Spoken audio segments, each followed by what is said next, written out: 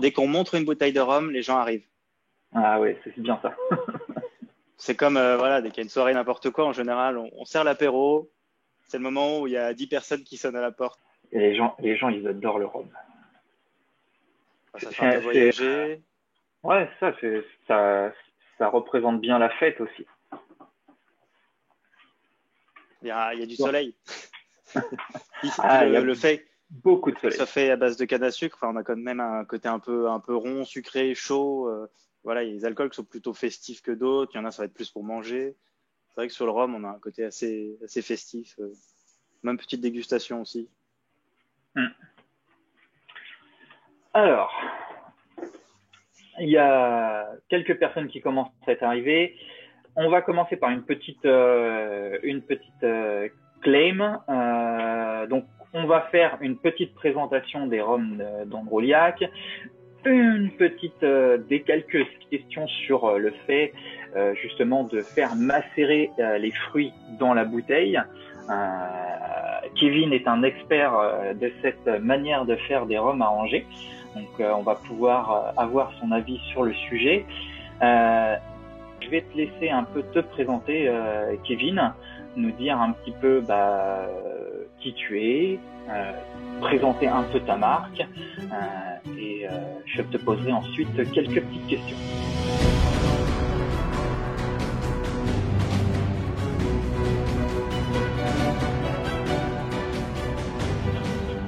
Alors, je m'appelle Kevin Juliac, j'ai 31 ans et j'ai créé il y a un peu plus de 6 ans les rhums arrangés d'Androliac. Donc c'est parti de l'envie de faire quelque chose qui sort un peu de l'ordinaire, de partager, et on est assez originaux. Donc rhum arrangé avec une dimension un peu locale et écolo, puisque on va travailler avec du miel produit à côté de chez nous, un verrier français, et faire des arrangements qui vont sortir de ce qui se fait déjà dans les îles, puisque c'est leur culture, ils ont les fruits sur place. Et pour moi, ce serait piller leur culture que de faire la même recette chez nous en métropole. Le rhum arrive en métropole. Je trouvais ça logique de faire ça à notre sauce. Donc, par exemple, il y en a même un avec du houblon, qui normalement aromatise la bière. C'est parti, plus de ma culture. Donc, voilà un peu l'idée de l'entreprise. Maintenant, c'est une entreprise qui a énormément grossi, puisque on est 1,5 maintenant, parce que mon associé a un travail à côté.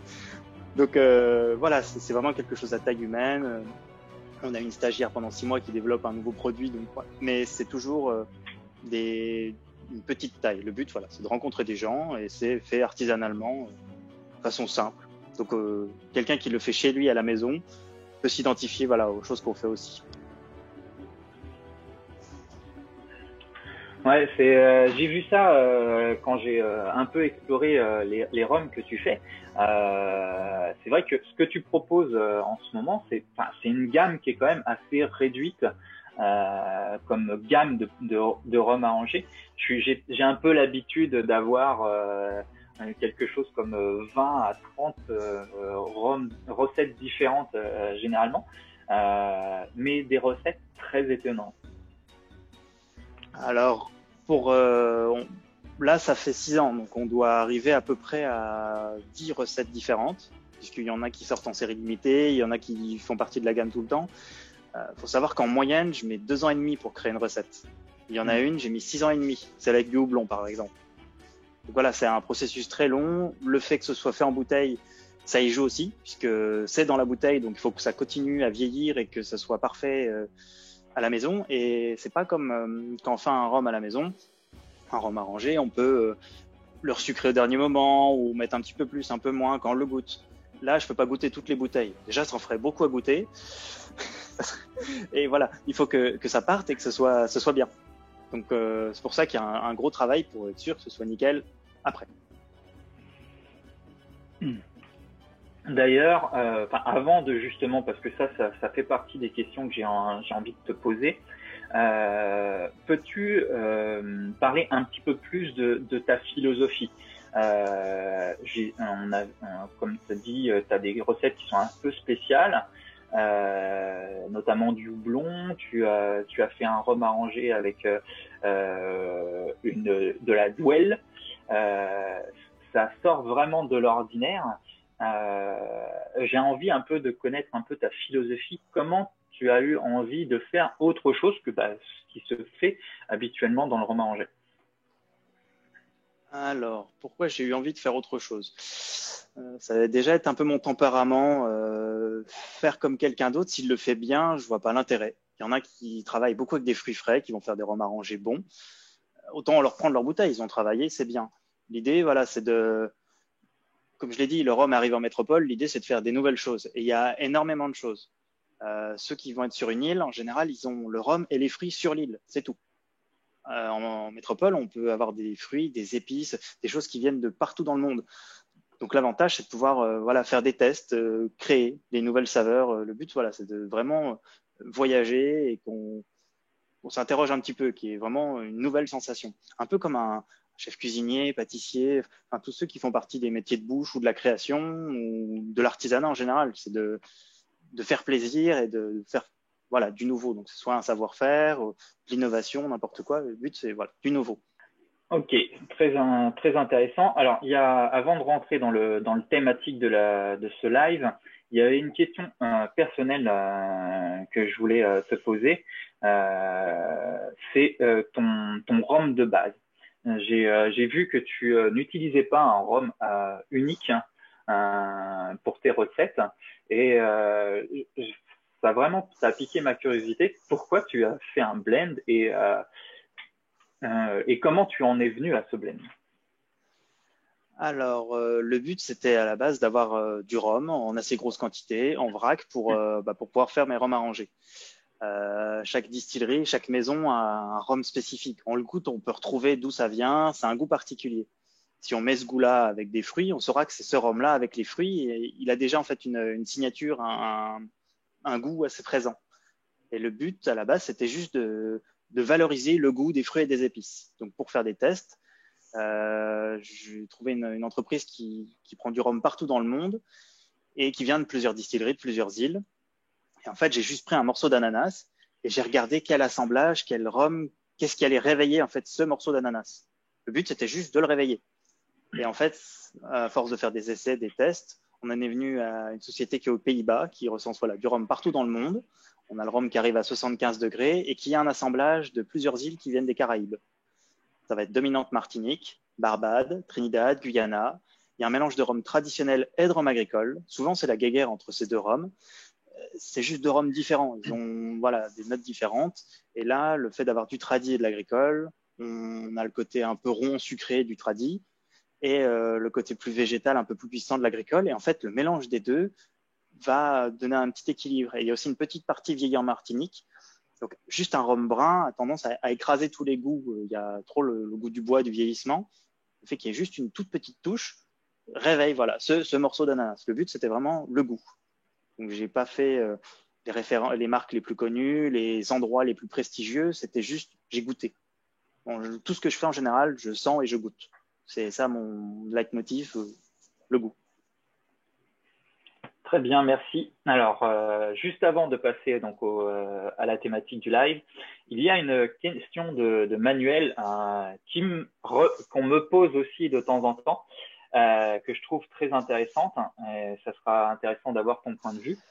Peux-tu expliquer les difficultés rencontrées à trouver ton statut administratif, entreprise, et le bon numéro de SIRET pour ce genre de petites activités, mais qui devient commercial quand même? Alors, ça a été assez compliqué. Quand j'ai voulu me lancer, quand j'ai fait des recherches, bah déjà, ça n'existait pas vraiment, rhum arrangé, enfin, en tant que professionnel en France. J'ai appris après qu'il y en avait un ou deux qui s'étaient lancés. Je crois que je suis le troisième en France à m'être lancé. Et d'un point de vue juridique, c'était assez compliqué parce que c'est de la production d'alcool. On peut pas faire, par exemple, une auto-entreprise puisqu'on travaille en partenariat avec les douanes parce qu'on importe de l'alcool hors droit. D'un point de vue juridique, c'est assez compliqué. Il faut se rapprocher en général des chambres des métiers qui peuvent nous aiguiller vers les bons endroits. Ça va pas être une toute petite structure qu'on peut faire vite fait. Il n'y a pas de statut juridique qui se font vite fait. Il faut faire une société et c'est compliqué. Mais il faut se rapprocher d'un comptable, de ce genre de choses. Il y a même des comptables gratuits qui peuvent aider à l'installation. Mais tout seul, c'est compliqué. Enfin, en tout cas, pour moi, je trouve ça assez compliqué. Oui, moi j'avais vu de mon côté, je suis d'ailleurs en train de faire les démarches auprès des douanes. Il y a une partie auprès des douanes qui est extrêmement importante à faire parce que il faut que l'entrepôt où sont entreposés le rhum et l'endroit où on fabrique les arrangés soit comment dire puisse être contrôlé par les douanes. Donc il y a un papier administratif, je ne sais plus, il y a un nom très spécial qu'il faut remplir pour pouvoir déjà, ne serait-ce que pouvoir être enregistré. Oui, et en fait, il faut avoir un agrément et être entrepositaire agréé. Et pour être Voilà, entrepositaire agréé, exactement. il faut une porte de sortie qui donne vers l'extérieur. Parce qu'en fait, l'alcool qu'on va avoir, en général, on va l'acheter hors droit, donc sans avoir payé les taxes. Et ces taxes sont dues. Donc en fait, quand l'alcool sort de l'entrepôt, on doit payer les taxes. Et on doit tenir une comptabilité, ce qu'ils appellent une comptabilité matière. Donc chaque degré qui sort doit être noté. C'est pour ça que d'un point de vue administratif, c'est un peu plus compliqué puisqu'il y a une double comptabilité et voilà. Mais c'est faisable, hein. Mais il faut être assez sérieux, assez carré, discuter avec les douanes, voilà, voir avec la chambre de métier, ce genre de choses. Oui, oui, et puis ils sont très accessibles. Moi j'ai été étonné, bon après c'est peut-être le côté flic qui des fois peut rebuter, mais en fait ils sont très accessibles, très ouverts. J'ai eu aucun souci pour poser mes questions. Ils sont même d'accord pour que j'aille faire un interview chez eux justement pour traiter de cette question-là. À venir prochainement, enfin certainement après le confinement, parce que pour l'instant c'est un peu compliqué, mais ça fait partie des questions auxquelles je veux répondre.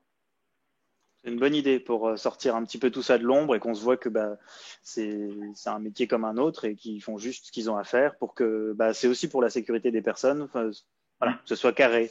Il y a des règles, voilà, faut juste gérer 2-3 règles, c'est tout. Ouais. Alors, on passe à la partie instructive de ce live.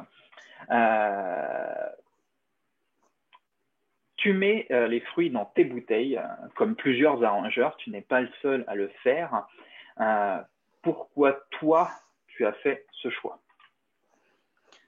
Alors, pour plusieurs raisons, et j'ai des recettes avec les fruits ou les épices en bouteille, et j'en ai aussi qui sont filtrés. Comme ça, j'en ai même une qui est à moitié en bouteille, à moitié filtrée. Donc, il y a un peu de tout. Alors, pourquoi la plupart du temps, je laisse les choses dans la bouteille? Parce que, par exemple, si on prend de la vanille, la gousse de vanille va donner du goût beaucoup de goût pendant le premier mois. De 1 à 2 mois, ça va encore en donner un petit peu. Mais ensuite, plutôt que de la jeter, autant qu'elle reste dans la bouteille, il y a un côté visuel et on peut surtout la réutiliser. C'est-à-dire qu'une fois qu'on a la vanille, la bouteille est finie, cette vanille, on va pouvoir la mettre dans un gâteau. Ça sert à rien que ça devienne un déchet alors que c'est quelque chose qui peut être utilisé par les gens. Ça va aussi continuer un peu à vieillir. Donc, voilà, ça continue un petit peu à vivre, ce qui est assez intéressant, alors que le fait de le filtrer va tout arrêter d'un coup. Je ne voyais pas l'intérêt, par exemple, d'enlever des fruits qui peuvent être réutilisés après et les jeter. Par contre, j'ai fait le choix je travaille très peu avec des fruits frais, parce que ça a tendance à prendre un gros volume de la bouteille, et le problème, c'est que s'il y a 15 centilitres de fruits dans la bouteille, c'est 15 centilitres qu'on ne boit pas. C'est pour ça que je travaille beaucoup avec des fruits séchés, des épices, qui vont prendre, par exemple, il y en a une recette avec du gingembre séché, ça doit prendre 3 centilitres. Comme ça, on a un effet visuel, ça continue à vieillir et on a le goût qui va continuer à évoluer légèrement, mais on ne perd pas énormément de choses à boire. C'est un ratio à trouver. Comme ça, un patron de bar va pouvoir servir le bon nombre de verres. À la maison, on va pouvoir servir le bon nombre de verres. Je trouve ça aussi assez important. Conseillerais-tu de filtrer certains de tes rhums ou non? Alors oui, la filtration peut être utile. Si on utilise par exemple des agrumes, il y a peau des agrumes a tendance à donner de l'amertume au bout d'à peu près 15 jours. Tout ce qui est herbes fraîches comme la menthe, au bout d'une petite semaine va commencer à noircir, la chlorophylle meurt et ça va donner un goût d'herbe mouillée. Et un rhum arrangé goût herbe mouillée, non, c'est pas super. Donc en fait, voilà, le but de filtrer, c'est de stopper parce que c'est bien, ou d'éviter que ça s'aggrasse, ça change de goût. L'idée, c'est de le fixer dans le temps. Si les choses qui sont dedans peuvent encore donner du goût ou que ça reste équilibré, il n'y a pas d'intérêt à les enlever. Un morceau de pomme va continuer à donner voilà, un petit peu de goût, sachant que c'est assez subtil. Autant le laisser dedans. La peau de l'orange, vaut mieux l'enlever avant qu'on ait de l'amertume. Je suis bien d'accord. Que penses-tu de la macération en cuve? Est-ce que c'est quelque chose que tu as essayé avant de finir par ne faire que de la bouteille? Il y en a certains qui sont pas en cuve, c'est des seaux de 30 litres. Ça me suffit largement parce que j'ai pas besoin de faire des énormes cuves. C'est comme le fait de faire en fait un bocal à la maison. C'est la même idée. Donc oui, j'en fais certains en cuve. Le but, c'est pour certaines recettes qui doivent être filtrées. Par exemple, j'ai la recette houblon carcadé. Le houblon et le carcadé, ça se stabilise plutôt bien. J'avais réussi en bouteille, mais le problème, c'est que ça fait énormément de petits morceaux qui vont être dans la bouteille. Donc pas agréable à boire. C'est pour ça qu'elle a été filtrée. Donc là, la cuve, le but, c'est de le garder. Moi, en général, je vais le garder un mois. Je le filtre, je le presse pour avoir un maximum de jus. Et là, le fait de la filtrer, c'est parce que c'est plus agréable à boire.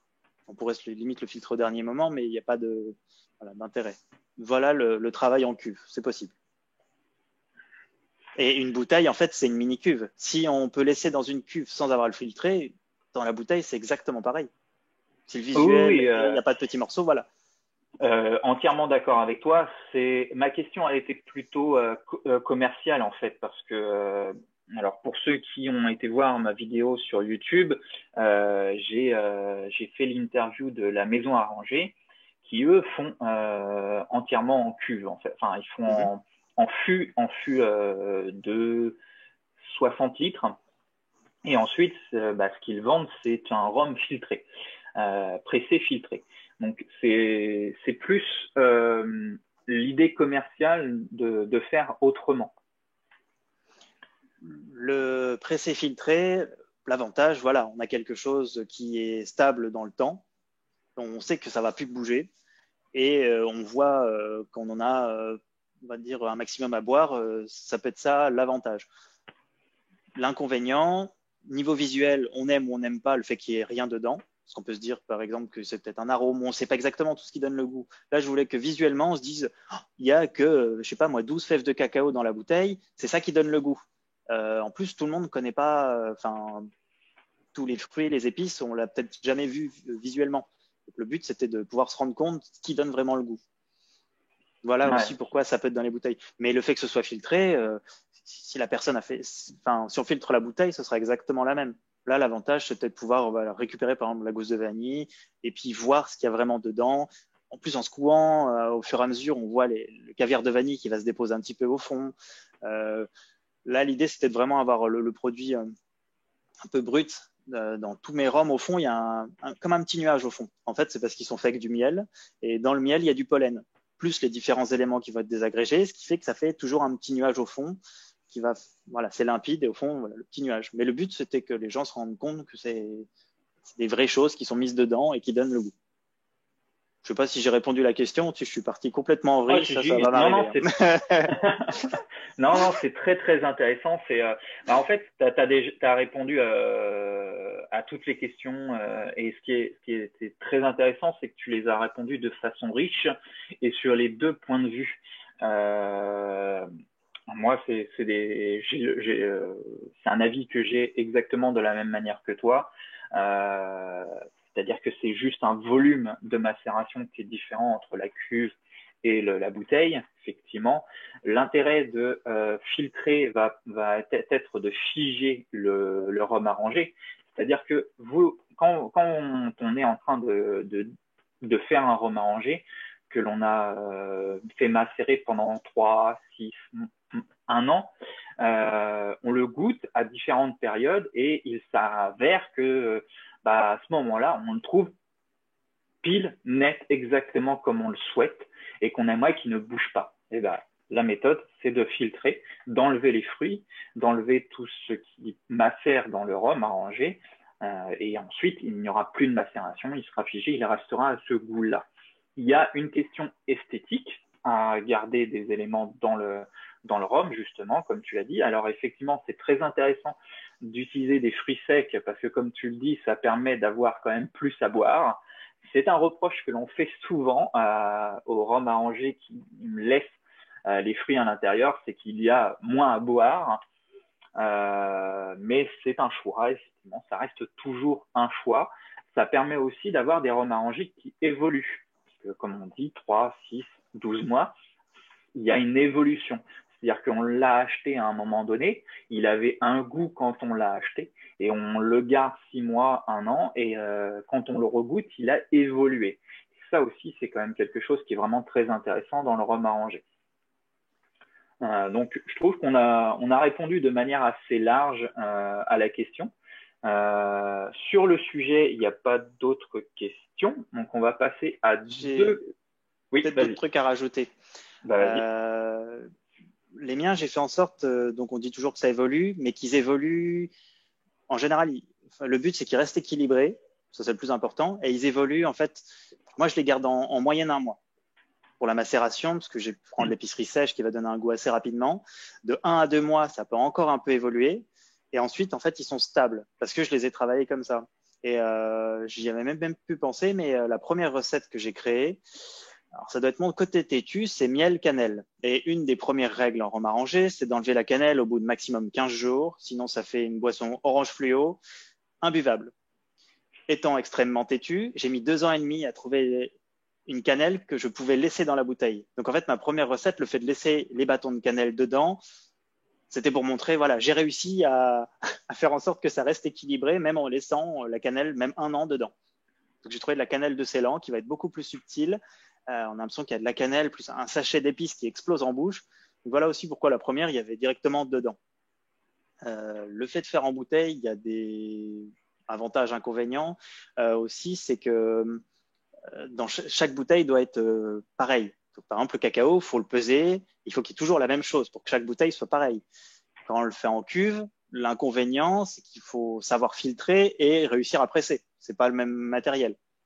Voilà. Celle que je filtre, voilà, j'ai besoin d'un pressoir, et les autres, il faut que j'ai une balance précise et que je mette dans chaque bouteille la bonne quantité.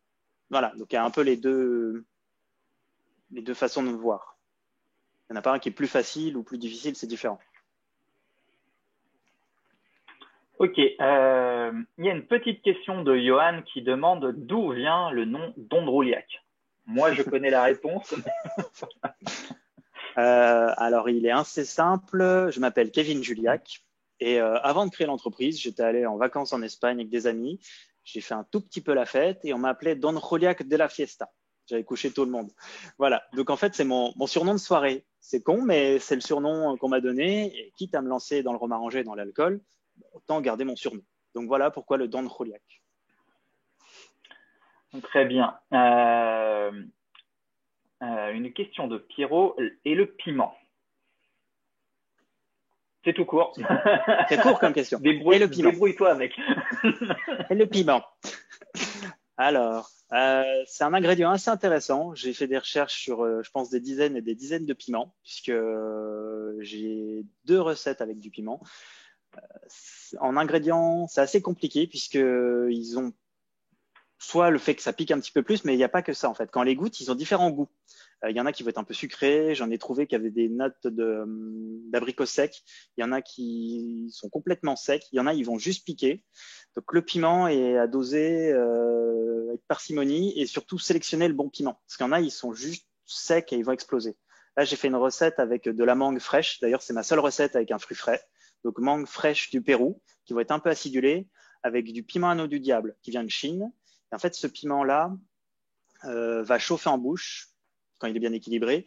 Il va pas brûler et c'est lui qui va apporter la note sucrée de la mangue. Enfin, à la mangue. C'est lui qui va la réveiller. En fait, comme quand on cuisine. Et cette recette était partie d'une copine qui est allée en Thaïlande et qui m'a dit « Oh, là-bas, ils ont des mangues fraîches, ils mettent un peu acidulées, ils mettent de la poudre de piment pour réveiller le goût. » Il me semble que ça se fait aussi en Martinique, où ils mettent aussi du sel. Voilà. Et en fait, la recette a été créée avec des recherches pendant 4 ans et demi sur cette phrase-là. Et en piment, voilà, il y a plein de choses à faire. Comme tout, il faut savoir le doser pour pas brûler le palais, puisque c'est ce qui permet de tout goûter. Donc, plutôt la langue que le palais, mais voilà. Avec une mini phrase, je pense que j'ai réussi à faire un truc pas trop mal. Ouais, avec une c'est pas mini mal. question. Franchement, c'est. Il demande si tu laisses le piment dans la bouteille. Pour cette recette, oui. Les petites rondelles de piment d'eau du diable sont dans la bouteille. Parce que Moi, j'ai je fait des sais tests et que. que ça va vieillir bien et que ça reste équilibré, ça va pas brûler, le piment va pas donner un sale goût. Ça dépend ce qu'on veut. S'il fait un test, par exemple, en bouteille ou dans un bocal, et qu'il y a un moment le piquant qu'il veut, au moment où il a le piquant qu'il veut, hop, il l'enlève. S'il a un piment qui est trop puissant mais qu'il l'enlève au bon moment, ça peut marcher. Moi, j'avais fait une recette au piment, alors du piment de cuisine. Mhm. Ça arrachait littéralement la gueule. J'ai Oui, failli oui. tuer. J'en ai fait une vidéo sur mon blog. J'ai failli tuer un copain avec. Ça a tendance à vraiment prendre la bouche et on a vraiment l'impression d'avoir la bouche en feu. Ça perturbe les capteurs, la capsaïcine, et on a la sensation de douleur alors que ça brûle pas. Mais c'est vrai que ça peut être assez dangereux. Alors, il y a une question qui est un petit peu plus technique et pas nécessairement valable que pour le rhum arrangé, de Joe qui demande que répondre à ceux qui estiment que l'utilisation d'un contenant plastique pour les échantillons, par exemple, n'est pas forcément adaptée. Alors, le plastique, c'est, on va dire, quelque chose d'assez extraordinaire qui a été créé puisque c'est léger, ça casse pas. On en a abusé, on en a mis partout, on a fait des bouteilles, ça crée énormément de déchets aussi. Faut savoir bien l'utiliser. Il y a certains plastiques, par exemple, les alcools sont transportés dans des grosses cuves en plastique, mais c'est des plastiques qui sont faits pour à haute densité, qui vont pas faire d'échange. C'est comme les choses qu'on doit pas mettre au micro-ondes parce que ça va faire un échange. Voilà, le but c'est que ce soit fait pour des bonnes raisons et que ce soit voilà réfléchi. Les premiers échantillons que j'expédiais, c'était dans des petites fioles en verre. Le problème, c'est que ça cassait. Donc le but, c'est que ça arrive à destination, que personne se blesse. Le verre, c'est lourd, donc ça a aussi un impact sur une expédition. Donc là, il y a des petits gobelets, enfin des petites fioles, bah, comme ça. Ça, c'est les petites fioles pour les samples, qui sont pour les cavistes pour faire déguster ou dans les sample box pour pouvoir goûter. Donc il y en a 5 ou 7. C'est parce que ça casse pas. Ça, c'est dans une fiole, les gens vont pouvoir la recevoir, et ce plastique est compostable, je dis des bêtises. Il est recyclable. Ça va dans la poubelle jaune si c'est recyclé là où vous habitez. Mais voilà, c'est un plastique qui peut être réutilisé et c'est pas forcément mal. Ça doit être bien utilisé et avec parcimonie. Je sais pas si j'ai bien répondu. Ouais, moi, ça me va très bien. euh, un rhum arrangé vieilli est-il prévu si pas déjà fait? Je sais pas ce qu'il veut dire avec vieilli. Bah, moi, enfin, après, je penserais plutôt à essayer de faire un rhum dont la cuve serait un tonneau. Après, personnellement, pour moi, ta recette avec les Dwell, c'est presque du vieilli. Alors, si vieilli, c'est pas le temps, mais le fait d'avoir les notes boisées, parce que le fait de vieillir, en général, ça permet d'enlever une partie de l'alcool. Moi, je le réduis avec de l'eau. Donc, pour la partie enlevée, voilà, des degrés d'alcool, il y a juste à réduire. Donc, la partie là, j'en ai pas besoin. Si c'est pour donner les notes boisées et le goût du bois, là, on a sorti une gamme boisée qui est notre base de rhum avec du miel, parce que pour le côté un peu sucré et le rendre accessible, ben, je crois que j'en ai une là. Voilà. Alors, je ne sais pas si on va voir, mais dedans, en fait, il y a des morceaux de bois. Donc, c'est les morceaux de Duel, donc le tour des tonneaux. Et en fait, on va pas mettre directement le tonneau dedans, on va couper la partie intérieure qui fait les échanges, mais aussi la partie un peu plus à l'intérieur, parce que l'alcool a tendance à aller de l'intérieur vers l'extérieur du tonneau. Je trouvais qu'il y avait une partie qui était perdue dans le tonneau. Donc, si on veut choper ces notes boisées, voilà, nous, on a fait le pari de les découper et de les mettre dans les bouteilles pour les rendre accessibles différemment, plutôt que de faire vieillir dans un fût où il va avoir une part des anges et le fait d'être maître chef, c'est pas mon métier. Moi, je suis rhum arrangeur, je prends des choses et je les fais flotter dans du rhum. Grossièrement, c'est mon métier. Plutôt que de voilà, il y en a, leur métier, ça va être de faire vieillir, parce que ça, c'est un vrai métier de réussir à tomber au bon nombre de degrés, réussir à assembler différentes essences de bois, différents tonneaux. Voilà, ça, c'est plus pour les vieux rhums, en tout cas, c'est pas mon métier. Hop là. Très bien. Donc il y a une question répondue. Est-ce que tu as des conseils de conservation pour tes bouteilles? Euh, non, pas vraiment. En discutant avec pas mal de gens pour tout ce qui va être eau de vie, enfin les alcools blancs, euh, en discutant surtout avec les anciens, m'ont toujours dit que tout ce qui était vin, c'était à la cave allongé pour que le bouchon reste humide et voilà un petit peu d'humidité surtout allongé. Mais les eaux de vie, normalement, ça peut pas morfler, donc on peut même le mettre au grenier et le fait qu'il y ait du chaud, du froid, ça va pas les abîmer. En conservation, des fois, on voit qu'il y a un fruit en haut qui va un peu noircir. C'est pas du pourri, c'est de l'oxydation. Donc, c'est juste l'air, enfin l'oxygène qui est un peu dedans, qui va l'oxyder. Normalement, s'il est bien fait, il n'y a pas de raison que ça change, ça vieillisse mal. On peut même le laisser dans la voiture en plein soleil. Le seul risque qu'on peut avoir, c'est que ça monte en pression et que le bouchon saute, s'il fait vraiment super chaud. Mais voilà, ça peut être au froid, au chaud, ça se conserve dans les îles. Ils mettent les fruits dedans, et ça se conserve. Le frigo, c'est Oui. pour la viande, c'est pas pour le rhum. Je crois qu'il Moi, y en a même qui le mettent sous le sable pour que ça chauffe un peu plus. Voilà, ouais. la chaleur a tendance à aller un peu plus vite. Par contre, la chaleur peut aussi faire sortir des défauts. Donc voilà, ça peut aller plus vite, mais on n'a jamais rien sans rien. Si ça va plus vite, ça peut faire ressortir des défauts. Voilà. Alors, il y a une dernière question de Stéphane, encore une autre. Mais avant de passer à ces questions, il y en a une autre que je voulais te poser. Quel est l'arrangé que tu préfères? C'est subjectif, mais j'aime savoir ce que les gens aiment. En général, j'ai toujours tendance à un peu plus aimer la dernière que j'ai fait, parce que les autres, je les connais un peu par cœur, j'ai beaucoup travaillé dessus. Toutes les recettes que j'ai sorties, je les aime. Déjà, ça, c'est bien. Même celle au gingembre. Je suis pas un fan de gingembre, mais celle-là, je l'aime, plus en été. Là, une qui, j'en ai pas vraiment. Ça dépend en fait du moment. Vraiment. S'il y a, par exemple, si je veux quelque chose de rond, un peu sucré, réconfortant, ça va être plus la Physalis Tonka.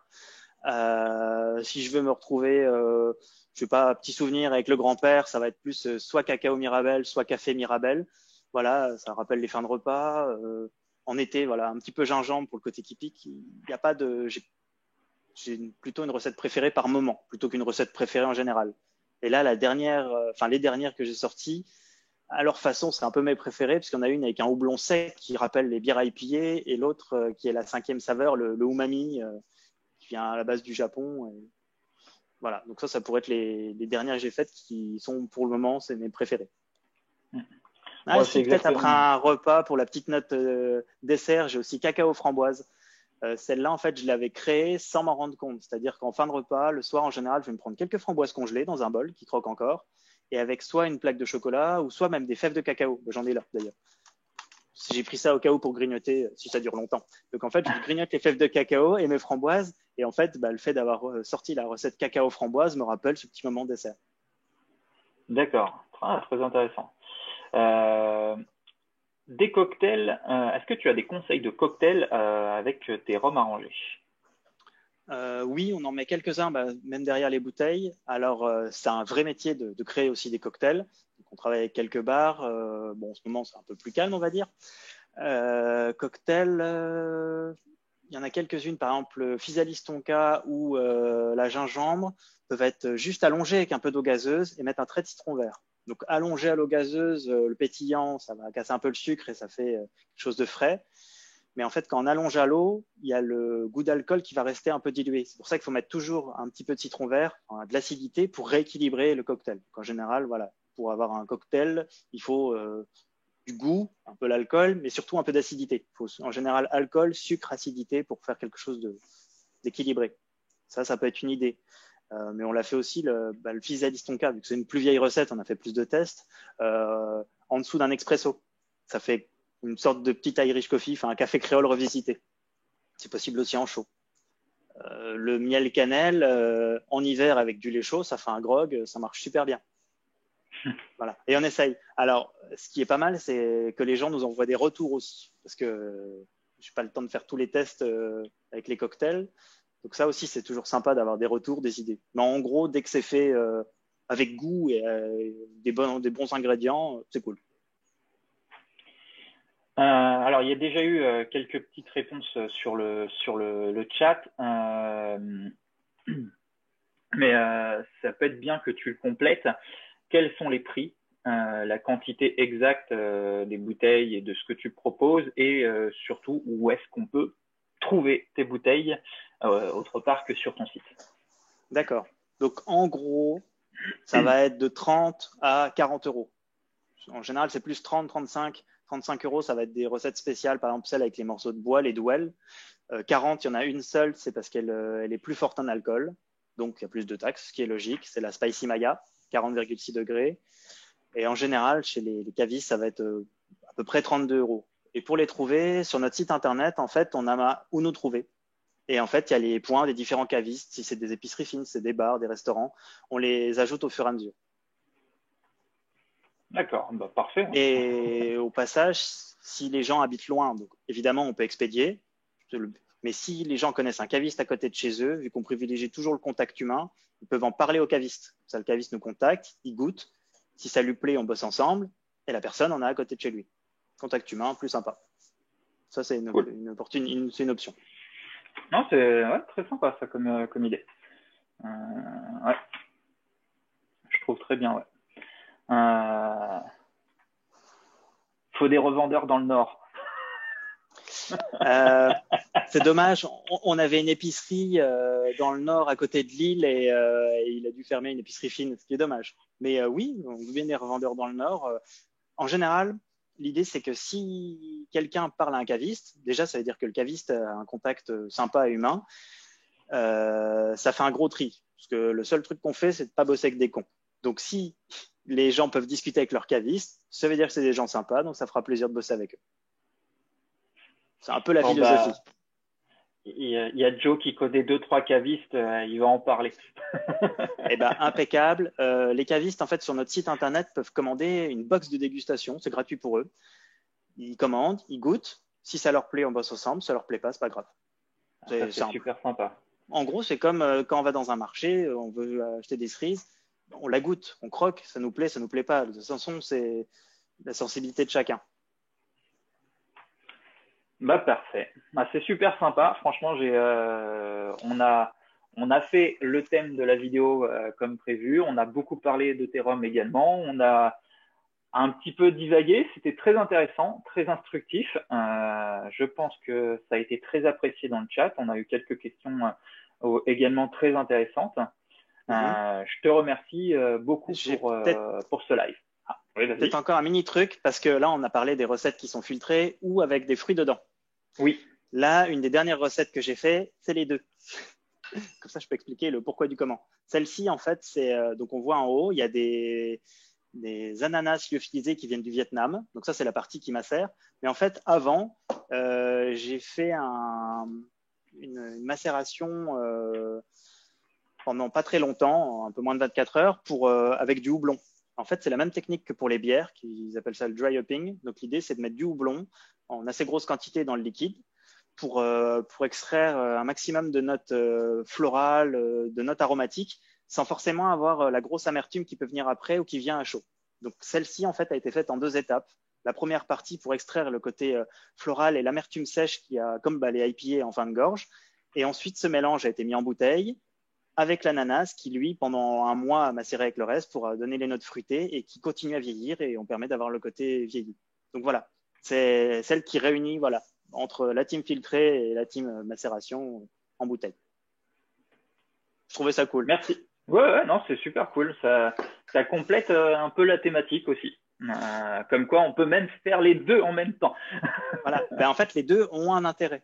L'ananas, il peut traîner longtemps dans la bouteille, il n'y a pas de souci. Par contre, le houblon, déjà, ça va faire un gros volume dans la bouteille qui les rendrait imbuvables parce qu'il y a plein de choses qui viendront en bouche. Donc, obligé de le filtrer. Et surtout, au niveau du goût, si on l'arrête pas au bon moment, on n'a pas ce qu'on veut. Entièrement d'accord. Bah, c'est parfait. Voilà. Je te remercie, Kevin, de ton temps, de ta présence et surtout d'avoir répondu à toutes ces questions. Moi, j'ai adoré, j'ai appris plusieurs choses très intéressantes. Je pense que vu les remerciements qu'il y a dans le chat, ça a été également très apprécié. Voilà, donc ça sera un live qui sera également en rediffusion sur le groupe et sur ma chaîne YouTube. Merci. Merci de m'avoir invité. C'était mon premier live et c'est toujours sympa de pouvoir partager avec tout le monde, avec le petit nounours qui est derrière ton épaule. Ça fait plaisir parce que on peut pas croiser tout le monde et c'est vrai que pouvoir diffuser un maximum de gens, notre métier et notre passion, c'est plutôt cool. Donc merci. C'est ma petite chérie qui me fait des blagues. Elle a raison. Bon, allez. Je te remercie pour ce live et puis je vous dis tout le monde merci et puis bonne soirée, comme dit Manuel, bonne soirée à tous. Salut. Ciao.